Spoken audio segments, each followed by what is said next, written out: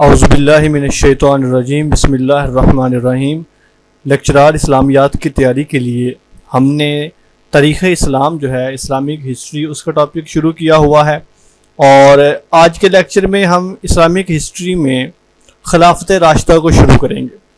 اس سے پریویس جو لیکچرز تھے اس میں ہم نے سیرت النبی کو ڈیٹیل کے ساتھ 4 لیکچرز میں دیکھا۔ آج کے لیکچر میں خلافت راشدہ شروع کریں گے اور عہد صدیقی ہے، آج وہ دیکھیں گے ایک دن میں، پھر اس کے بعد عہد فاروقی ہے، اینڈ دین عہد عثمانی ہے، اور عہد عثمانی کے بعد ہمارا عہد مرتضوی ہے، اور عہد مرتضوی کے بعد پھر خلافت بنو امیہ آ جائے گی۔ یہ بڑی انٹرسٹنگ چیز ہے۔ پھر خلافت عباسیہ بھی پڑھیں گے ہم، اور خلافت عباسیہ کے بعد خلافت عثمانیہ بھی پڑھیں گے، اور یہ ساری interesting and with detail lectures ہوں گے انشاءاللہ۔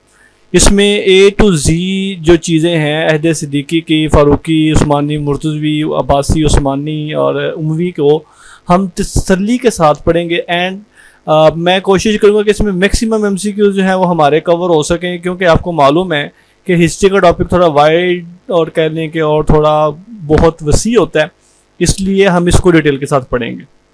تو شروع کرتے ہیں جی۔ آج کے پہلا لیکچر ہے ہسٹری کا عہد صدیقی کو۔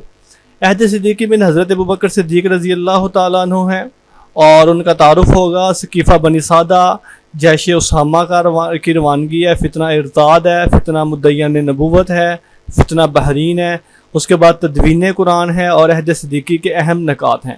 یہ ہماری آج کے لیکچر کی آؤٹ لائن ہوں گی۔ سب سے پہلے دیکھتے ہیں عہد صدیقی میں حضرت ابوبکر صدیق رضی اللہ تعالیٰ عنہ کا تعارف۔ حضرت ابوبکر صدیق عام الفیل کے 2 برس میں 2 سال بعد 573 عیسوی میں پیدا ہوتے ہیں، مکہ میں پیدا ہوتے ہیں، اور نبی صلی اللہ علیہ وآلہ وسلم سے یہ 2 سال 6 ماہ چھوٹے تھے۔ نبی صلی اللہ علیہ وآلہ وسلم عام الفیل والے سال پیدا ہوتے ہیں، عام الفیل وہی جس سال ابرہہ نے مکہ پہ حملہ کیا تھا، اور حضرت ابوبکر صدیق اس واقعے کے 2.5 سال بعد مکہ میں پیدا ہوتے ہیں۔ تو یہ نبی صلی اللہ علیہ وآلہ وسلم کے ساتھ ان کا فرق ہے۔ اور اگر آپ دیکھیں تو حضرت ابوبکر صدیق کی تاریخ وفات بھی 63 سال ہے، اور چونکہ اللہ کے نبی کے جانے کے 2.5 سال بعد انہوں نے حکومت کی ہے، اور حکومت 2.5 سال ان کا ڈیوریشن رہا ہے خلافت کا، اور اس کے بعد وہ وفات پا گئے۔ اوکے جی، آپ کا اصل نام عبداللہ اور کنیت جو تھی وہ ابوبکر تھی۔ عہد جاہلیت میں آپ کا نام عبدالکعبہ تھا۔ یہ ذرا فرق سمجھ لیں، بھی MCQ ایک دفعہ آیا ہوا ہے۔ عبدالکعبہ تھا، اور بعد میں عبدالکعبہ کا نام بدل کر عبداللہ رکھ دیا۔ عبدالکعبہ کی وجہ تسمیہ کچھ یوں بیان کی جاتی ہے کہ آپ کے والدین جو تھے، ان کے جو لڑکے تھے وہ زندہ نہیں رہتے تھے، اس لیے انہوں نے نظر مانی کہ اگر ان کے ہاں لڑکا پیدا ہوا اور زندہ رہا تو وہ اس کا نام عبدالکعبہ رکھیں گے، اور اسے خانہ کعبہ کی خدمت کے لیے وقف کر دیں گے۔ چنانچہ جب آپ یعنی کہ حضرت ابوبکر پیدا ہوئے تو انہوں نے نظر کے مطابق آپ کا نام عبدالکعبہ رکھا، اور جوان ہونے پر آپ کا نام عتیق رکھا۔ یہ بھی آتا ہے، عبدالعتیق بھی نام آتا ہے۔ آزاد کردہ غلام کے نام سے مسوم کیے جانے لگے، کیونکہ آپ نے موت سے رہائی پائی تھی۔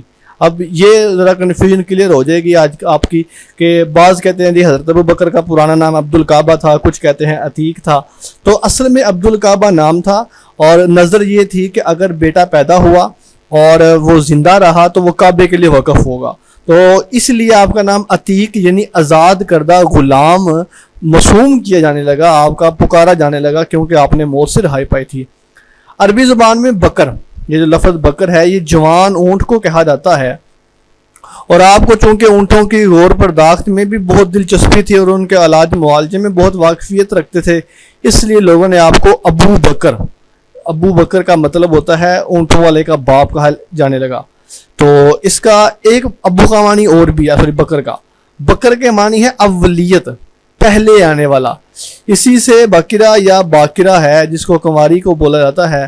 تو ابو بکر کے ایک معنی یہ بھی ہوتے ہیں اولیت والے، سب سے پہلے ایمان لانے والے، چونکہ آپ ایمان لانے میں، ہجرت کرنے میں، حضور کی وفات کے بعد قیامت تک آپ کہہ لیں ان کے خلیفہ، اور پھر قیامت کے دن قبر کھلنے وغیرہ سارے معاملات میں آپ ہی سب سے اول ہیں، اس لیے آپ کو ابو بکر بھی کہا جاتا ہے۔ عتیق، صدیق، صاحب، اتقا، اواہ یعنی آہوزاری کرنے والا، اتقا کا مطلب ہوتا ہے سب سے زیادہ متقی۔ ان جیسے القابات سے بھی حضرت ابوبکر صدیق رضی اللہ عنہ کو یاد کیا جاتا ہے۔ تو بہرحال یہ ان کے نام کے متعلق کچھ تھا، ان کا بنیادی تعارف تھا۔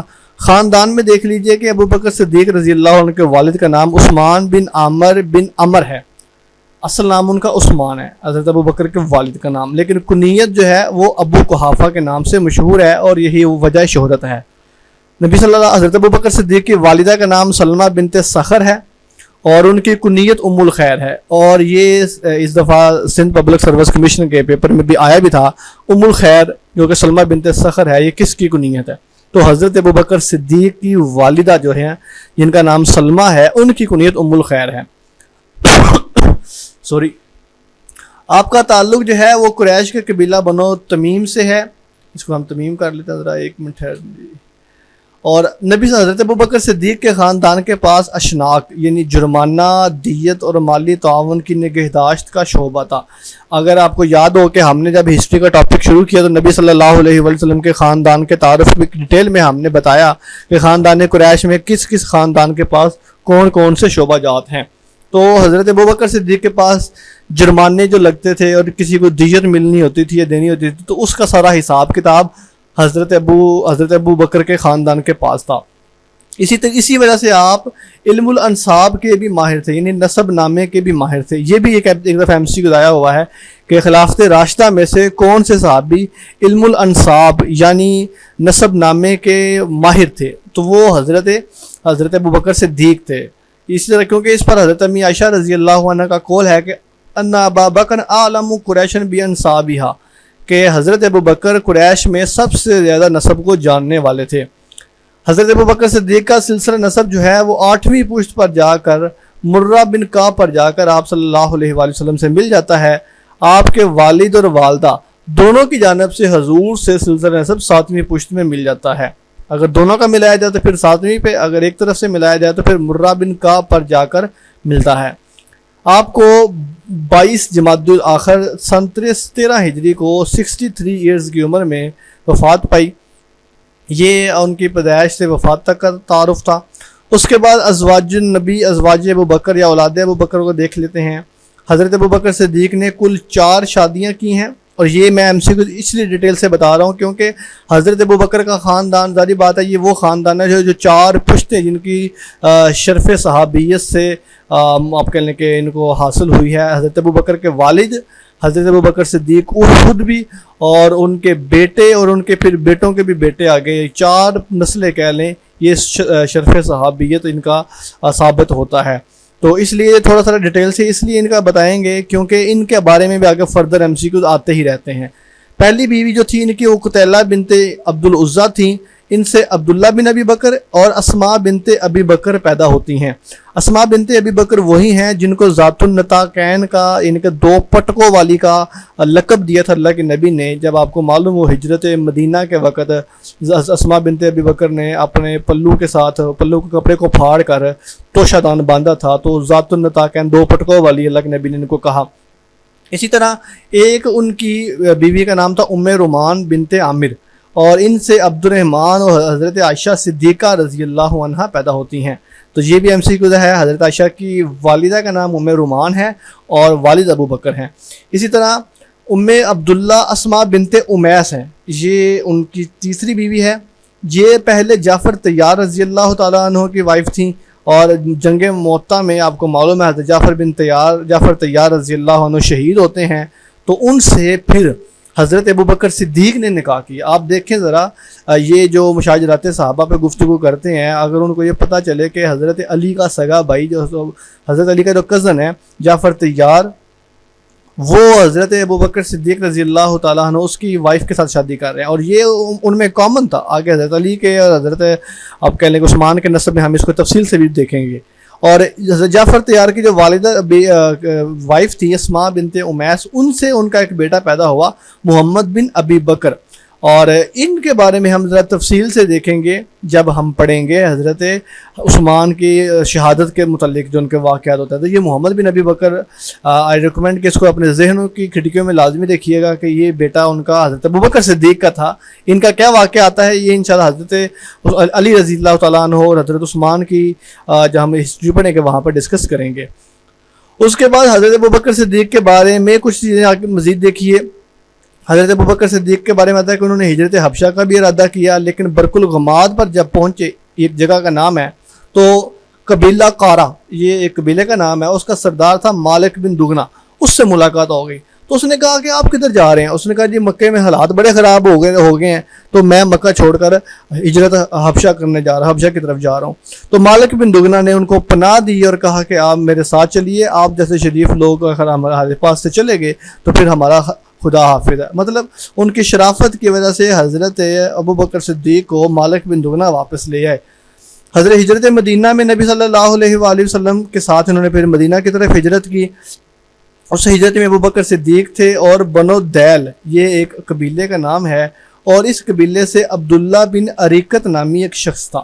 میں نے آپ کو بتایا تھا کہ حضرت جب ہم نے سیرت النبی میں ہجرت نبوی پڑھا تو وہاں پر بھی آپ کو بتایا کہ عبداللہ بن عریقت جو تھے یہ ماہر جغرافیہ تھے، آپ کہہ لیں کہ راستوں کو بہت اچھے طریقے سے جانتے تھے، اس لیے حضرت ابوبکر صدیق نے ان کو ہائر کیا تھا اپنے ساتھ لے جانے کے لیے۔ 2 اونٹ خریدے تھے ہجرت کے لیے اور 400 درہم یہ ان کے پاس رقم تھی، اور واقعی کی روایت کے مطابق آپ کے پاس 800 درہم تھے اور 2 اونٹ تھے۔ اس طرح جب قباء پہنچے تو قباء میں حضرت ابوبکر صدیق کا جو قیام تھا وہ حبیب بن اصاف کے مکان میں تھا۔ یہ ابھی ہم اوپر سیرت النبی میں ہجرت مدینہ کے ٹاپک میں پڑھا ہیں۔ اسماء بنت ابی بکر نے سامان سفر درست کیا اور توشدان میں کھانا رکھا، اپنے کمر کے پٹکے کو پھاڑ کر 2 ٹکڑے کیے، ایک سے توشدان باندھا اور دوسرے سے مشک کا منہ بندھا۔ یہی وہ قابل فخر شرف ہے جس کی بنا پر آپ کو ذات النطاقین، ان 2 پٹکے والی کے معزز لقب سے یاد کیا جاتا ہے۔ یہ بھی اوپر بات گزر چکی ہے۔ حضرت اسماء بنت ابی بکر ہیں جو کہ قتیلہ بنت عبدالعزیٰ سے ہیں۔ اس کے بعد یہ حضرت ابوبکر صدیق کی کوششوں سے اسلام قبول کرنے والے کون سے لوگ ہیں؟ بہت زیادہ نام ہے۔ عشرہ مبشرہ میں سے 5 آدمی ہیں، یہ MC آیا ایک دفعہ۔ عشرہ مبشرہ میں سے کتنے لوگ تھے جو حضرت ابوبکر کی کوششوں سے مسلمان ہوئے؟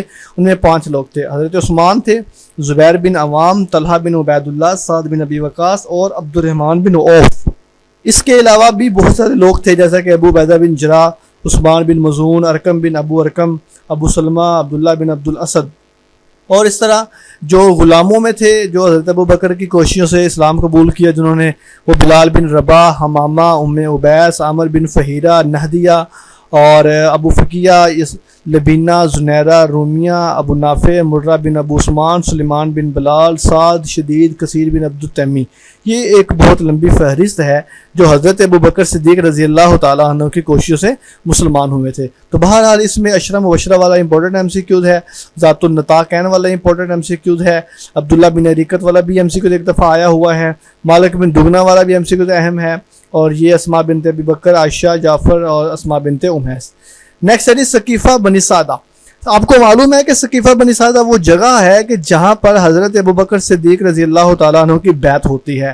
صورتحال کچھ اس طرح ہے کہ جب اللہ کے نبی کی وفات ہوتی ہے اور ابھی تدفین کا موقع نہیں آیا تو ثقیفہ بنی سعدہ ایک باغ کا تھا، ایک جگہ تھی، ایک سٹنگ پلان تھا جہاں پہ لوگ بیٹھتے تھے۔ تو اس وقت اوس اور خزرج کے لوگ وہاں پر موجود تھے، اور اوس اور خزرج کے لوگوں میں اس بات پر اختلاف رونما ہوا کہ حضرت محمد صلی اللہ علیہ وآلہ وسلم کے جانے کے بعد خلافت حکمرانی کس کو ملے گی، اور وہ قریب تھا کہ اوس والے کہنے لگے تھے ہمیں ملے گی، خزرج والے کہنے لگے ہمیں ملے گی۔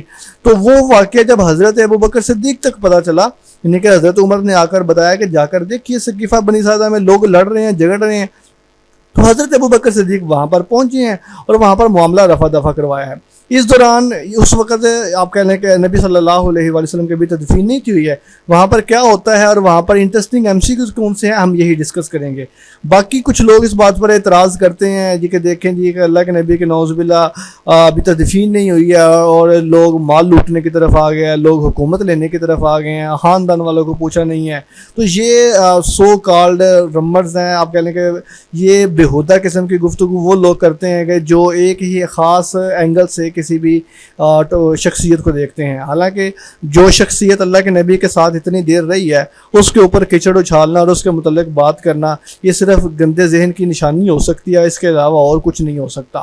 تو بہرحال جب حضرت ابوبکر صدیق رضی اللہ تعالیٰ عنہ وہاں پر پہنچے تو اللہ کے نبی حضرت ابوبکر صدیق نے فرمایا کہ وما محمد الا رسول قد خلت من قبلہ الرسل، یہ آیت پڑھی۔ آپ کو معلوم ہے کہ جب حضرت اللہ کے نبی وفات پائے پائی تو حضرت عمر جو تھے وہ تلوار لے کر چلنے پھرنے لے کر کہنے لگے کہ جس نے یہ کہا اللہ کے نبی چلے گئے نعوذ باللہ میں اس کو قتل کر دوں گا. تو حضرت ابوبکر صدیق نے یہ آیت تلاوت فرمائی وما محمد الا رسول قد خلت من قبلہ الرسل، یہ پوری آیت ہے. تو حضرت عمر رضی اللہ تعالیٰ عنہ کہنے لگے کہ ہمیں ایسا معلوم ہوا کہ جیسے یہ آیت آج ہی اور ابھی ہی نازل ہوئی ہے.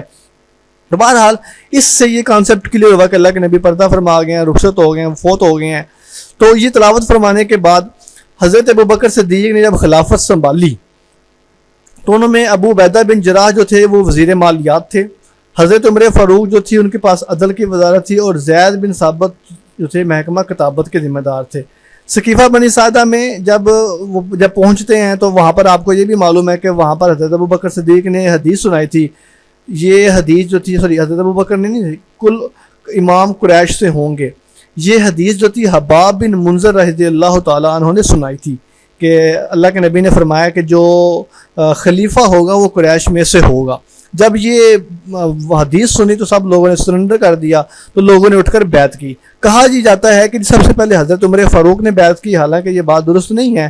بشیر بن سعد رضی اللہ تعالیٰ عنہ نے اس موقع پر سب سے پہلے نبی صلی اللہ علیہ وسلم کے بعد حضرت ابوبکر صدیق رضی اللہ تعالیٰ عنہ کی بیعت کی تھی. یہ نام آتا ہے بشیر بن سعد کا، حضرت ابوبکر صدیق کی بیعت کرنے والوں میں سے. اوکے جی. اس کے بعد ابوبکر صدیق رضی اللہ تعالیٰ نے ثقیفہ میں یعنی کہ ثقیفہ کے موقع پر بیعت ہوئی. اس کے بعد حضرت ابوبکر صدیق دوسرے دن مسجد میں آئے اور ممبر پر بیٹھے اور باقاعدہ تمام لوگوں سے بیعت لی تھی. کہا جاتا ہے کہ سعد بن عبادہ جو تھے انہوں نے بیعت نہیں کی. اصل میں یہ سردار تھے اپنے قبیلے کے، اور آپ کہہ لیں کہ ان کے بارے میں اس طرح کی بھی باتیں آتی ہیں کہ یہ خود خواہش مند تھے. دو تھے، ایک سعد بن عبادہ تھے، ایک سعد بن معاذ تھے. سعد بن معاذ تو غزوہ احزاب کے موقع پہ فوت ہو گئے تھے، اور سعد بن عبادہ بھی حیات تھے اور جلیل القدر صحابہ میں سے تھے.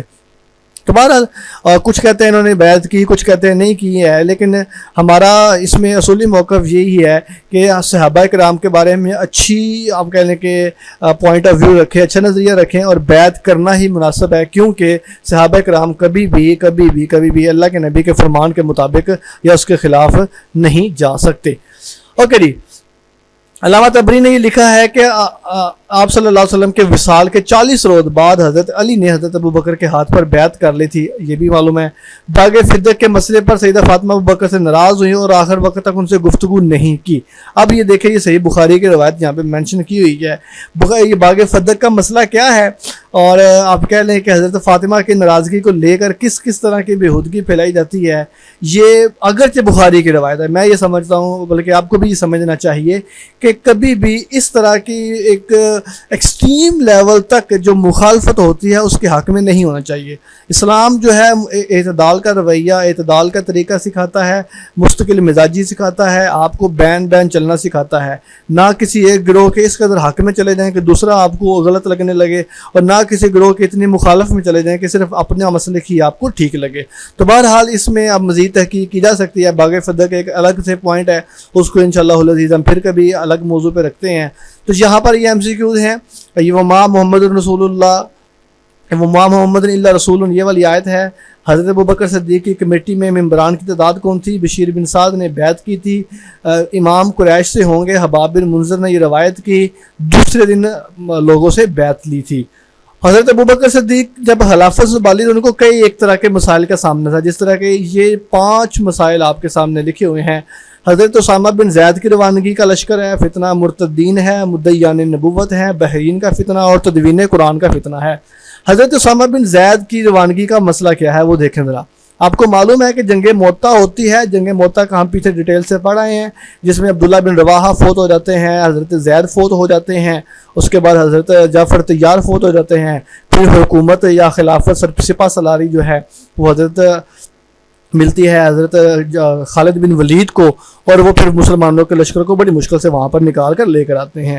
تو یہ جو غزوہ موتا کا انتقام لینے کے لیے، یہ آخری غزوہ تھا، غزوہ تبوک سے پہلے والا سیکنڈ لاسٹ. تو اس کا بدلہ لینے کے لیے حضرت محمد صلی اللہ علیہ وآلہ وسلم نے حضرت زید بن حارثہ کے بیٹے حضرت اسامہ کو ایک لشکر دے کر روانہ کیا. اچھا، اب یہ رومیوں سے جنگ موتا کا انتقام لینے کے لیے لشکر کی تیاری کا حکم دیا. زید بن اسامہ جو تھے، زید بن حارثہ کے بیٹے اسامہ، یعنی کہ اسامہ بن زید وہ اس لشکر کے صرف سپہ سالار تھے، اور اس لشکر میں اکثر بڑے بڑے صحابہ کرام یعنی ابو بکر صدیق، عمر فاروق بھی شامل تھے۔ اب یہ لشکر روانہ نہیں تھا ہوا کہ رسول اکرم صلی اللہ علیہ وآلہ وسلم کا وصال ہو گیا، یعنی کہ آپ کا لشکر نکلا تھوڑا سا دور گیا، پتہ چلا اللہ کے نبی فوت ہو گئے ہیں، سارے واپس آئے ہیں اور اس غم میں پریشان ہوئے ہیں۔ اب اس کے بعد حضرت ابو بکر صدیق نے خلافت سنبھالی ہے، اور یہ ایشو آ رہا ہے کہ جی حضرت اسامہ بن زید کا لشکر جانا چاہیے کہ نہیں جانا چاہیے۔ تو کچھ لوگوں نے کہا جی نہیں جانا چاہیے۔ جی کیوں نہیں جانا چاہیے؟ جی آپ کو پتہ ہے جی کہ اندرونی حالات پہلے خراب ہو چکے ہیں، اللہ کے نبی بھی نہیں رہے ہیں، لشکر جائے گا کیا لڑے گا، جس کے لیے ہم لڑتے تھے اب وہ تو ہے ہی نہیں ہے، تو یہ بڑا پرابلم بنا۔ اور کچھ لوگ کہنے لگے جس طرح کہ حضرت عمر فاروق تھے کہ اگر آپ نے بھیجنا ہی ہے تو ایک چھوٹے بچے کو نہ بھیجیں، یعنی زید بن حارثہ کے بیٹے اسامہ ایک بچے تھے، ینگسٹر تھے، اس کو تو نہ بھیجے، کم از کم کسی بڑے بندے کو بھیجے جو میچور ہو اور جو آپ کہہ لیں کہ بڑا سیانہ ہو اور بڑا مضبوط اعصاب کا مالک ہو۔ تو حضرت ابو بکر صدیق رضی اللہ تعالیٰ نے کہا کہ نہیں، یہ لشکر میں نے نہیں تھا بھیجنا، یہ لشکر اللہ کے نبی نے بھیجا ہے، نکل گیا ہوا ہے، واپس آیا ہے، اس لیے اللہ کے نبی کا آرڈر ہے اور یہ لشکر جائے گا ہی جائے گا، اور اسامہ بن زید ہی اس کے سربراہ ہوں گے۔ اب یہ بہت بولڈ ڈیسیژن تھا، صحابہ کرام بھی مخالف تھے، لیکن حضرت ابوبکر صدیق نے یہ کر دکھایا۔ لشکر اسامہ جو تھا وہ یکم ربیع الثانی 11 ہجری کو لشکر روانہ ہوا۔ اس لشکر میں عمر فاروق بھی شامل تھے، یعنی کہ پہلے جب تھے یعنی کہ حضرت ابوبکر اور عمر بھی شامل تھے، اور حضرت ابوبکر صدیق نے ریکویسٹ کی تھی کہ حضرت اسامہ سے کہ اگر آپ یہ درخواست دیں تو آپ حضرت عمر فاروق کو ادھر چھوڑ دیں، باقی صحابہ کرام کو لے جائیں، تو حضرت اسامہ نے اجازت دے دی۔ لشکر اسامہ بڑی جلدی سے سفر کرتے ہوئے شام کی بستیوں پر حملہ ہوا اور بہت سے کفار کو قتل کیا، اور مال غنیمت لے کر 40 دنوں کے بعد یہ لشکر واپس لوٹا۔ اور اس لشکر کے اگر آپ اثرات دیکھیں تو یہ بہت دور تک اثرات گئے کہ وہ جو کفار تھے ان کو یہ سمجھ آ گئی کہ یہ جو نزائدہ ریاست ہے مدینہ کی، کہ جس کا ایک سپہ سالار تھا حضرت محمد صلی اللہ علیہ وآلہ وسلم، اس کے جانے کے بعد بھی یہ لوگ سوئے نہیں ہیں، ڈس ہارڈ نہیں ہوئے، مایوس نہیں ہوئے، بلکہ یہ اتنے طاقتور ہیں، اتنے آپ کہہ لیں کہ پرجوش ہیں، ایم فل ہیں کہ انہوں نے اپنے قیادت کے بغیر، یعنی کہ ایک قیادت کے جانے سے بعد دوسری فوراً قیادت کی سرپرستی میں حملہ کیا ہے، اور نہ صرف حملہ کیا ہے بلکہ کامیاب حملہ کیا ہے۔ تو اس طرح سے رومیوں کو دوسرا نیکسٹ حملہ کرنے سے وہ بعد آ گئے، اور انہوں نے کوئی بھی اس طرح کی چھیڑخانی مسلمانوں کے ساتھ نہیں کی۔ تو یہ جیش اسامہ بن زید کی روانگی کا مسئلہ ہے، اس کو حضرت ابوبکر صدیق نے روانہ کیا۔ اس کے بعد مرتدین کا فتنہ ہے، یہ جانتے ہیں، یہ فتنہ ارتاد ہے۔ مرتدین یعنی جن لوگوں نے جو مرتد ہو گئے تھے، جنہوں نے اسلام قبول کیا اور بعد میں اللہ کے نبی کے جانے کے بعد وہ اسلام سے پھر گئے۔ اس میں قبیلہ ابس و زبان نے اسلام سے منہ پھیر لیا۔ یہ لوگ مدینے کے قریب ذی القصہ میں پہنچ آئے حملہ کرنے کے نیت سے، اور ان کے ساتھ کچھ لوگ بنی اسد اور بنی کنانہ کے بھی تھے، اور ان لوگوں نے چند آدمیوں کو بطور وفد حضرت ابوبکر صدیق کی خدمت میں بھیجا اور کہا کہ جی ہماری نمازوں میں کمی کر دی جائے اور ہمیں زکوٰۃ معاف کر دی جائے تو ہم آپ کے ساتھ رہیں گے، ادروائز ہم جو ہیں آپ کو چھوڑنے لگے اور آپ کے خلاف ہوں گے۔ تو حضرت ابوبکر صدیق نے کہا کہ واللہ اگر ایک اقال یعنی جس رسی سے اونٹ کے پاؤں باندھ دیتے ہیں، اگر یہ وہ بھی نہیں دیں گے تو میں ان سے جہاد کروں گا، اور 5 وقت کی نماز میں سے 1 رکعت کی بھی کمی نہیں کی جائے گی۔ اور اس طرح مدینے کے اوپر بنو ابس و زبان نے مدینے پر حملہ کر دیا۔ ادھر حضرت ابوبکر صدیق مقابلے کے کثرت سے مسلح ہو کر نکلے اور باقاعدہ حملہ کیا۔ جنگ ہوتی ہے باقاعدہ ایک میمنہ پر، میمنہ کہتے ہیں رائٹ ہینڈ پر، یعنی آپ کو معلوم ہے کہ جب جنگ یا فوج لے کر جاتے ہیں تو اس کو 3 حصوں میں ڈیوائڈ کیا جاتا ہے، قلب، میمنہ، میسرہ، right hand, left hand, mid. اسی طرح اس کی پچھلی والی سائڈ پہ بھی فوجی کھڑے ہوتے ہیں، ان کی لوکیشن ڈیوائڈڈ ہوتی ہے اور اس کے نام ہوتے ہیں۔ تو میمنہ رائٹ ہینڈ کو کہتے ہیں، میسرہ لیفٹ ہینڈ کو کہتے ہیں۔ عبداللہ بن مکرن اور ساکا یہ سواریوں والے لوگ ہوتے ہیں۔ سوید بن مکرن کو مقرر کیا، فجر کی نماز اول وقت پڑھ کر مرتدین پر حملہ آور ہوئے اور مرتدین کو شکست ہوئی۔ حضرت ابوبکر صدیق نے ذی قصہ تک ان کا تعاقب کیا، اور حضرت نعمان مال غنیمت لے کر مدینے آ رہے تھے کہ چند افراد نے مال غنیمت چھین لیا اور حضرت نعمان کو شہید کر دیا۔ ابوبکر کو جب واپسی پر اطلاع ملی تو انہوں نے اسامہ کو مدینے میں اپنا نائب بنایا، لشکر تیار کیا اور مقام ابرک پہنچ کر ابس و زبان اور بنو بکر بنو تغلب، سالبہ بن سعید اور ان کے ہمراہیوں سے مقابلہ کیا، اور مرتدین کی کثیر جماعت اس میں ماری گئی۔ اچھا یہ ڈیٹیل ہے تھوڑی ساری, ہم ایم سی کیو چونکہ بیس رہیں گے, لیکن آپ کو معلوم ہے کہ ہسٹری کا ٹاپک تھوڑا ڈیٹیل سے اس لیے پڑھایا جاتا ہے کہ بعض دفعہ اس کے اندر سے بھی کوئی ایک دو ایم سی کیو آ جاتا ہے. جیسا کہ اب یہ ایم سی کیو آ سکتا ہے کہ کس قبیلے نے بنو بکر یا بنو ابس و بنو زبان نے وغیرہ نے جو تھے انہوں نے مرتد ہو گئے تھے. اس واقعے کے بعد ابرک میں ابو بکر رضی اللہ عنہ چند روز قیام کر کے بنو زبان کو ان مقامات سے بے دخل کر کے مسلمانوں کے قبضے میں دے دیا اور خود مدینہ واپس آ گئے. اسی عرصے میں حضرت اسامہ کا لشکر تازہ دم ہو چکا تھا. حضرت ابو بکر صدیق سے لے کر ذوالقصہ جو مدینہ سے نجد کی سمت 12 میل کے فاصلے پر ہے وہاں پہنچے. آپ نے کل اسلامی فوج کو 11 دستوں میں تقسیم کیا, ہر دستے کا ایک الگ سردار مقرر کیا اور اسے ایک جھنڈا دیا. یہ 11 سرداروں کے باقاعدہ نام بھی شامل ہیں اور وہاں پر حملہ کیا, اور اس حملے میں جتنے بھی مرتدین تھے جو آپ کہہ لیں کہ ان زکوٰۃ کا انکار کر رہے تھے یا جنہوں نے اسلام سے منہ پھیر لیا تھا, ان سب کے خلاف حضرت ابوبکر صدیق نے بھرپور جہاد کیا. نہ صرف زبانی جمع خرچی کی بلکہ آپ کہہ لیں کہ فوج کو لے کر جنگ کی اور باقاعدہ تلوار والا جہاد کر کے ان لوگوں کو راہ راست پر لے کر آئے یا پھر ان لوگوں کو قلع کما کیا. اس کے بعد مدعیان نبوت کا فتنہ بہت بڑا مشہور ہے. اس میں 4 سے 5 نام ہیں. طلحہ ازدی ہے, مالک بن نویرہ ہے, اس کے بعد مسیلمہ کذاب, دس از امپورٹنٹ کویسچن, اینڈ اسود انسی ہے, اور اس کے بعد ایک عورت ہوگی سجاد بنت حارثہ, اس کا نام نیچے ہی آ جائے گا. اوکے جی, جس میں طلحہ ازدی سب سے پہلا ہے. یہ قبیلہ بنی اسد میں سے ایک شخص تھا, طلحہ ازدی اس کا نام تھا, اور حجۃ الوداع کے بعد اس نے نبوت کا دعویٰ کیا. بنی اسد والے اس کے تابع ہو گئے, اور بنی اسد نے بنی طے اور قبیلہ غطفان کے لوگوں کو بھی اپنے ساتھ ملا لیا. طلحہ نے نجد میں چشمہ بزاخہ پر پڑاؤ کیا, یہ جگہ کا نام ہے بزاخہ, اور خالد بن ولید طلحہ کے مقابلے میں روانہ ہوئے. عدی بن حاتم کی کوششوں سے قبیلہ طے اور جدیلہ کے کچھ لوگ تو طلحہ سے علیحدہ ہو گئے. یعنی کہ آپ کو پتہ ہے کہ بنی اسد اور قبیلہ غطفان بھی تو بنی اسد کے ساتھ تھے. تو عدی بن حاتم کا نام آپ کو معلوم ہے, حاتم طائی کا بیٹا جو ہے اس نے اسلام قبول کر لیا تھا, تو اس کی کوششوں سے اس کا قبیلہ طے تو اس سے علیحدہ ہو گیا. بزاخہ کے مقام پر جنگ ہوئی اور طلحہ ازدی کو اس میں شکست ہوتی ہے. طلحہ شام کی طرف بھاگ گیا, اور کہا جاتا ہے کہ بعد میں اس نے توبہ کر کے دوبارہ اسلام قبول کر لیا. اس کے بعد طلحہ یہ بھی کہا جاتا ہے کہ جب اسلام قبول کیا تو وہ اچھا ایک مسلمان ثابت ہوا, اور اس نے فتوحات عراق کے موقع پر بہادری دکھائی اور اپنے گناہوں کا کفارہ ادا کرنے کی کوشش کی. اس میں 3 طرح کے ایم سی کو یاد رکھنے ہیں آپ نے. جو بندے جس نے نبوت کا دعویٰ کیا اس کا نام, اس کے قبیلے کا نام, اور اس کے ساتھ جنگ کس نے کی تھی. اس میں خالد بن ولید نے مقابلہ کیا ہے طلحہ ازدی کا, جو کہ بنی اسد میں سے تھا. بس یہ 3 ایم سی کو یاد رکھنے ہیں. اس کے بعد مالک بن نویرہ ہے. نبی صلی اللہ علیہ وسلم نے بنو تمیم میں 5 امیر مقرر فرمائے. یہ بنو تیم ہے. وصال کے بعد کچھ مرتد ہو گئے, اور مرتد ہونے والوں میں مالک بن نویرہ بھی شامل تھا. اس نے زکوٰۃ روک لی اور قبیلہ میں خانہ جنگی شروع ہوگی. بنو تغلب کی ایک عورت تھی سجاد بنت حارثہ.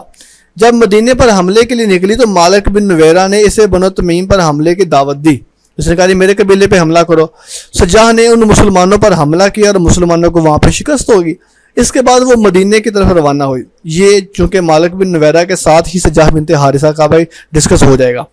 اچھا, جب وہ مدینے کے قریب نباج کے مقام پر پہنچی سجاد بنت حارثہ اور مالک بن نویرہ, تو وہ وہاں بنو تمیم ہی کی ایک اور جماعت سے اس کا مقابلہ ہو گیا. اس میں سجاد بنت حارثہ کو شکست ہوئی اور وہ یمامہ کی طرف لوٹ گئی. مالک بن نویرہ نے بھی مقام بطاح میں پڑاؤ ڈالا. حضرت خالد بن ولید طلحہ ازدی کی مہم سے فارغ ہو چکے تھے اور وہ دوبارہ پھر مالک بن نویرہ کے سامنے ہوئے. یعنی کہ حضرت خالد بن ولید نے ہی اس کا بھی سامنا کیا. انہوں نے مالک بن نویرہ کو گرفتار کر کے قتل کا حکم دے دیا اور اس کی بیوی سے شادی کر لی. بعض مسلمانوں نے حضرت عمر بن خطاب سے کہا کہ مالک بن نویرہ نے گرفتاری سے پہلے اپنی بستی میں اذان دلوائی تھی, اس لیے خالد نے اسے قتل کر کے زیادتی کی ہے, تو اس لیے حضرت خالد بن ولید سے نویرہ کا قصاص لینا چاہیے.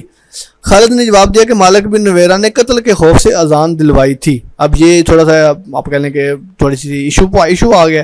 تو اس میں کیا ہے جی کہ حضرت ابوبکر صدیق نے فیصلہ کیا کہ خالد سے چونکہ واقعے کی تحویل میں غلطی ہوئی ہے اس لیے ان سے قصاص نہیں لیا جاتا, اور آپ نے مالک بن نویرہ کا خون بہا اپنی طرف سے ادا کر دیا. تو بہرحال یہ ایک تھوڑا سا انٹرسٹنگ پوائنٹ ہے جس میں کہہ لے کہ حضرت خالد بن ولید کے اوپر یہ الزام لگایا جاتا ہے کہ انہوں نے آپ کہہ لیں کہ غلطی سے مالک بن نویرہ کو نہیں بلکہ جان بوجھ کے مالک بن نویرہ کو قتل کیا ہے۔ تو بہرحال یہ تھوڑی سی ہسٹوریکل ڈسکشن ہے، اس کو ہم رہنے دیتے ہیں۔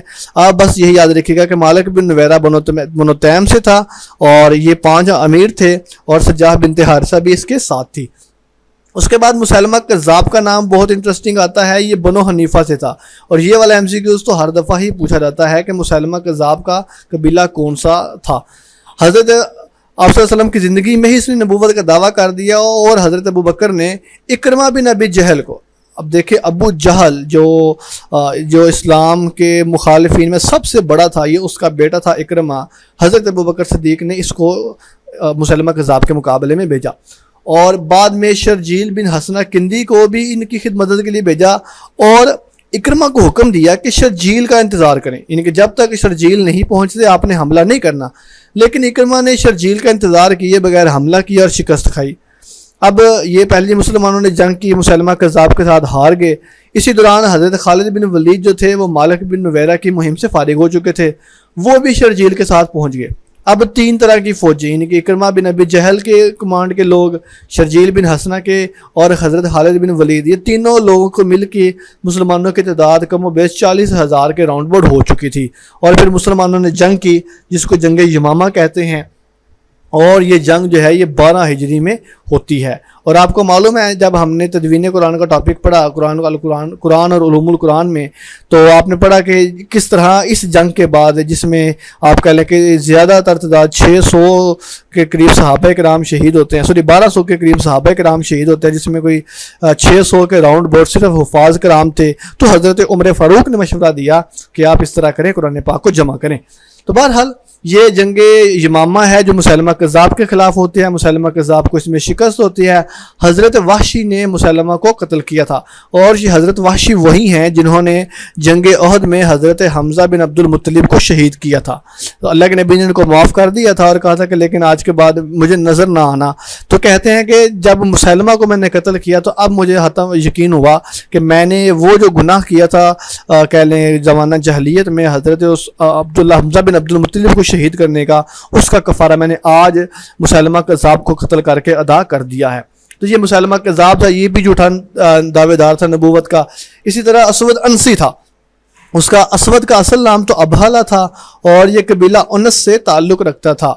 اور اس جھوٹی نبوت کا پس منظر کو جس طرح ہے کہ رسول اللہ صلی اللہ علیہ وسلم کے زمانے میں جب یمن فتح ہوا تو آپ نے بازان فارسی، یہ ایک بندہ ہے جو کہ کسریٰ کی جانب یمن کے عامل تھے اور اسلام لے آئے تھے، اس کو یمن کا عامل مقرر کر دیا۔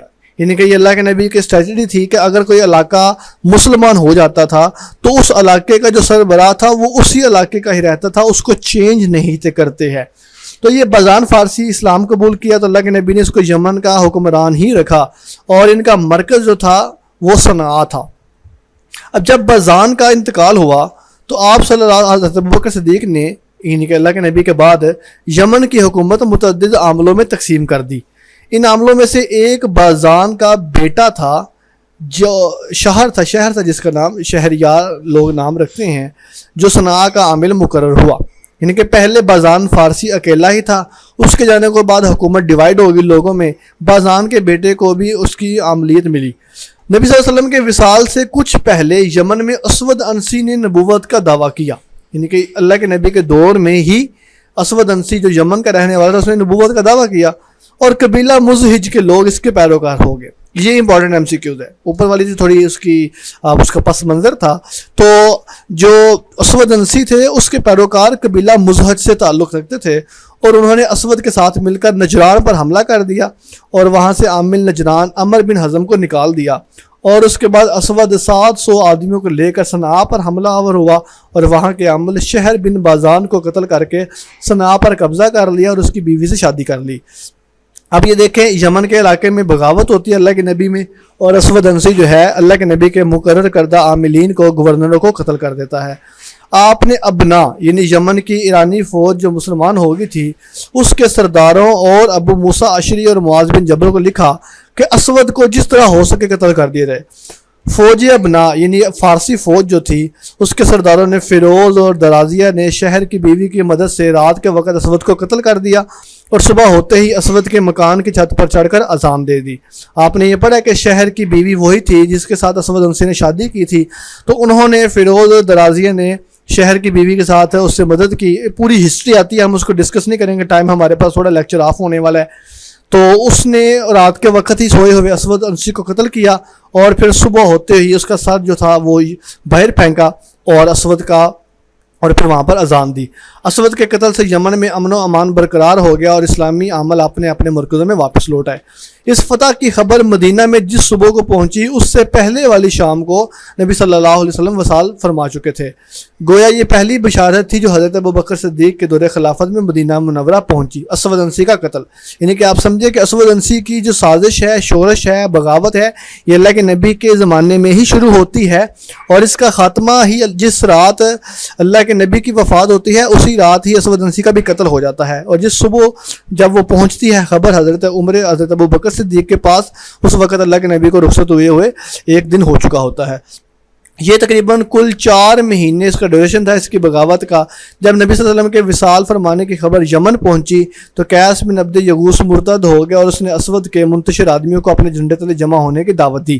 اب دیکھیں، اسود انسی تو مارا گیا، تو اس کا جو پودا لگایا ہوا تھا کہہ لیں، اس کے بعد ایک بندہ اور قیس بن عبد یغوث، اس نے بھی بغاوت کی، اور اسود انسی کے جو بندے تھے جو ادھر ادھر ہو گئے تھے ان کو ساتھ میں لایا، اور یہ لوگ اس کے ساتھ ہو گئے، اور قیس نے ان کے عبد یغوث نے دوبارہ صنعاء پر حملہ کر دیا اور ابنا کے بال بچوں کو پکڑ کر انہیں جزیروں میں قید کر دیا۔ اس وقت ابنا کے سردار فیروز کو جب یہ کیفیت معلوم ہوئی تو اس نے بنی عقیل اور اک سے مدد طلب کی۔ ان قبائل نے مدد کی اور اس کی مدد سے ابنا کے بچوں کو قیس کے آدمیوں کے پنجے سے نکال کر اور پھر دوبارہ حملہ کیا گیا۔ یعنی کہ یہ اسود انسی کے بعد کا سینیریو ہے، کیا بنتا ہے کہ قیس نے دوبارہ اس کے لوگوں کو ساتھ ملایا، دوبارہ حملہ کیا، اور پھر وہ پوری کشمکش چلتی ہے اس کے ساتھ۔ اسی دوران مہاجر بن امیہ، جنہیں حضرت ابوبکر صدیق نے اسود کے آدمیوں کے مقابلے کے لیے روانہ کیا تھا، اور اکرمہ بن ابی جہل جو امان اور مہرہ کی مہم سے فارغ ہو گئے تھے، اپنی اپنی فوجیں لے کر ابنا کی مدد کو پہنچے۔ یعنی اب اسلامی فوج بھی آ چکی ہے۔ اس سے پہلے جو جنگ ہو رہی تھی وہ صرف اور صرف قیس کے اور مقامی لوگوں کے درمیان ہو رہی تھی، بعد میں مہاجر بن امیہ، اکرمہ بن ابی جہل بھی وہاں پر پہنچے ہیں، اور اسلامی فوج نے صنعاء پر قبضہ کر لیا، اور قیس اور عمر بن مادی کارب کو جو گرفتار ہو گئے تھے، مرتد ہو گئے تھے، ان کو پکڑا اور مدینے روانہ کر دیا۔ مدینہ پہنچ کر انہوں نے اپنی کرتوتوں پر ندامت ظاہر کی اور دوبارہ مسلمان ہو گئے۔ حضرت ابوبکر صدیق نے ان کی خطا معاف کی اور انہیں آزاد کر دیا۔ 3 پوائنٹ ہمارے رہ چکے ہیں۔ فتنہ بحرین ہے۔ فتنہ بحرین کیا ہے جی؟ بحرین میں ربیہ کے قبیلہ تھا، عبد القیس اور بنو بکر، یہ وہاں پر آباد تھے۔ رسول اللہ صلی اللہ علیہ وسلم کی خدمت میں اہل بحرین کا ایک وفد حاضر ہوا اور اسلام قبول کیا۔ انہوں نے منذر بن ساوی کو عامل مقرر فرمایا۔ جو ہی نبی کریم صلی اللہ علیہ وسلم نے وصال فرمایا، منذر بن ساوی کا بھی انتقال ہو گیا۔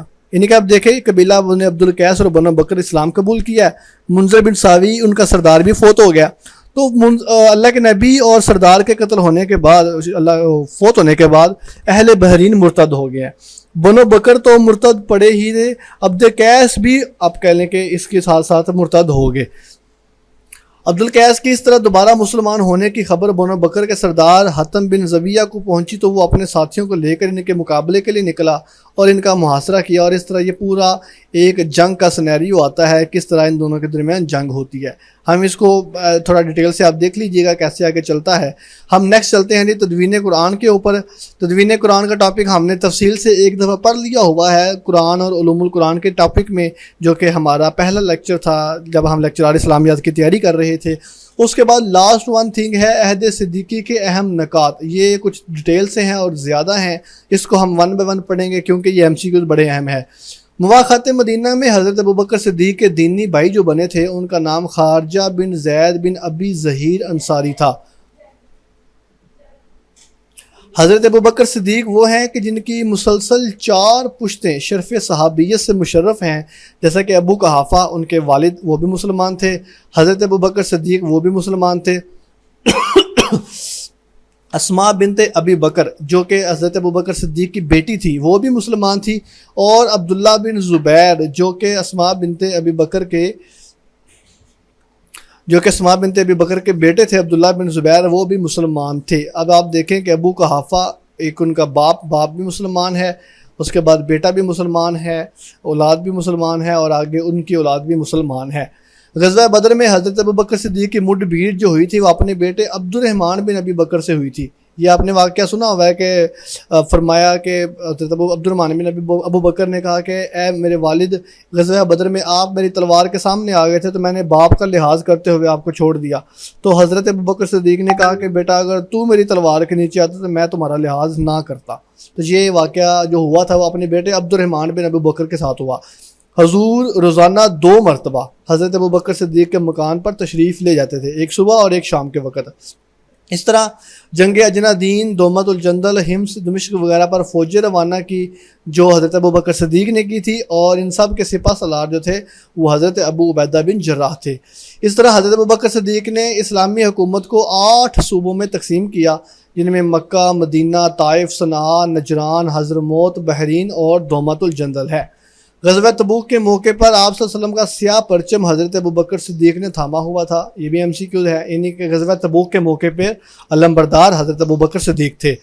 9 ہجری میں آپ صلی اللہ علیہ وسلم کو حضرت امیر الحج مقرر کیا گیا، جس میں 300 سوار لوگ تھے، 300 لوگوں کا قافلہ تھا، اور پہلے امیر حج بھی حضرت ابوبکر صدیق تھے۔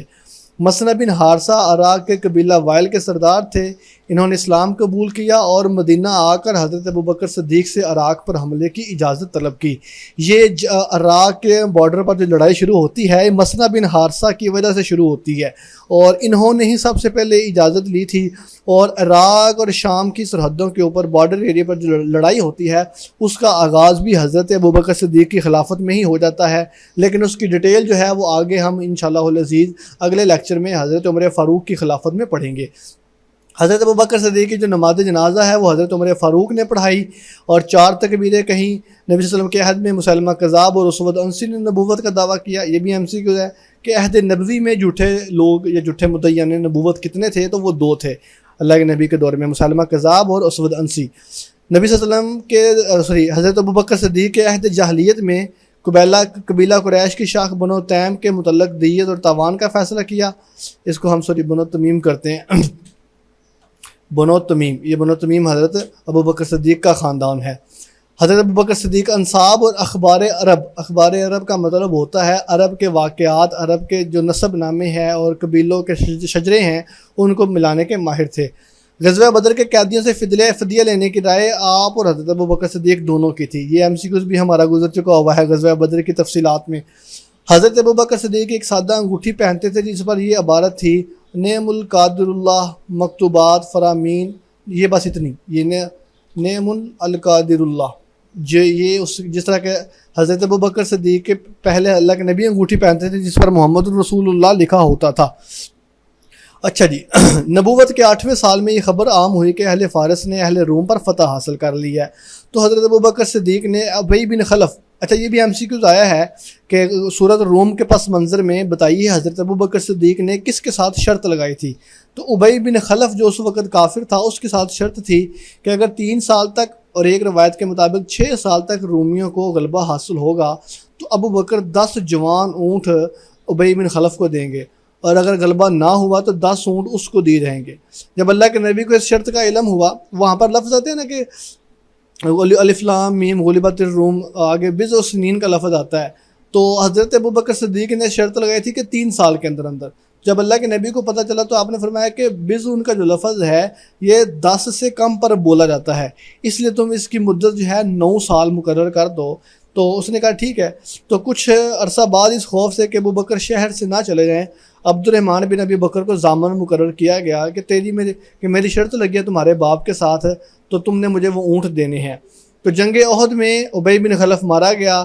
صلح حدیبیہ یا غزوہ خیبر کے روز رومیوں کی فارسیوں پر فتح حاصل ہوئی۔ یہ پورا سینیریو ہے، اگر آپ سورہ روم پڑھتے ہیں تو اس کی تفصیلات میں آپ جا کے دیکھ سکتے ہیں کہ وہ رومیوں اور فارسیوں کا کیا سین ہے۔ یہ ہمارا آؤٹ آف سلیبس ہے، یہاں پہ ہم اس کو ڈسکس نہیں کریں گے۔ تو اب حضرت عبد الرحمن نے ابی بن خلف کے ضامن سے اونٹ لیے اور رسول اللہ کی خدمت میں لائے، اور نبی اکرم نے اس کے تصرف کا حکم دیا۔ اچھا جی، آخری چیز اس کو ڈسکس کر کے بات کو ختم کرتے ہیں۔